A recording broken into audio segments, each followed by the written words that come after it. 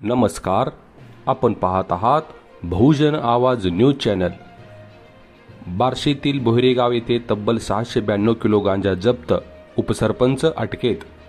बार्शी तालुक्यातील बोहरे गाव हद्दीतील थिटे वस्ती येथे गुरुवारी दिनांक 21 ऑगस्ट रोजी सकाळी 8 वाजण्याच्या सुमारास पोलिसांनी धाड टाकली।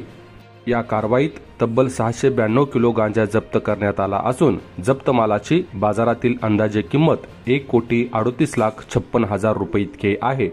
या ठिकाणावरून 3 वाहने MH14 AC 4536 ही कार, MH14 EM 9833 हे जड वाहन आणि MH43 Y 8947 हा ट्रक ताब्यात घेण्यात आला असून त्याची एकूण किंमत सुमारे 25 लाख रुपये आहे। या प्रकरणात बोहरे गावचे उपसरपंच अंकुश बांगर याला अटक करण्यात आली आहे। प्राथमिक चौकशीत तो या गांजा वाहतुकीत व तस्करीत सहभागी असल्याचे समोर आले आहे। या संपूर्ण प्रकरणाचा पुढील तपास सुरू असून यामध्ये अजून किती जण सहभागी आहेत याचा शोध घेण्यासाठी पथके नेमण्यात आली आहेत। अंमली पदार्थांवरील कारवाई ही पोलिसांची प्राधान्याने सुरू असलेली मोहीम असून अशा प्रकारच्या बेकायदेशीर कृत्यांमध्ये सहभागी असणाऱ्यांवर कठोर कारवाई करण्यात येईल। या मोहिमेत सर्वसामान्य नागरिकांनी सहकार्य करावे अशी विनंती आम्ही करीत आहोत।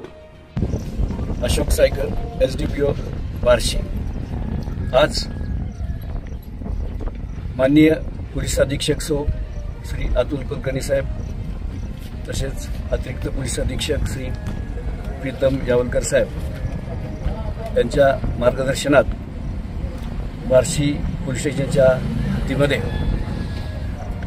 गांजा पकडण्याची मोठी कारवाई केलेली आहे। त्यामध्ये गांजाचे अंदाजे वजन 125 ते 150 किलोच्या आसपास आहे।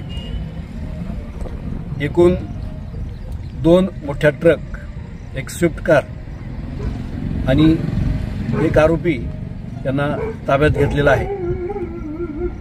सर्व मालाची मोजदाद, पुढील कारवाई, पंचनामा सुरू आहे। त्याचप्रमाणे त्यातील आणखी काही आरोपी निष्पन्न होतील। पुढील तपास माननीय पोलीस अधीक्षक Kulkarni sir, additional SP Yawalkar sir यांच्या मार्गदर्शनात सुरू आहे। किती वाजता पकडला? अंदाजे सकाळी 10:30 ते 11:15च्या आसपास ही कारवाई करण्यात आलेली आहे बार्शी तालुका पोलीस स्टेशन। काही आरोपी अटक केले?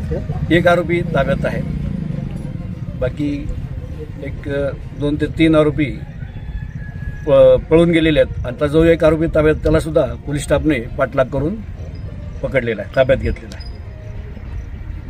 माल स्थानिक विक्रीसाठी होता का बाहेर ट्रान्सफर?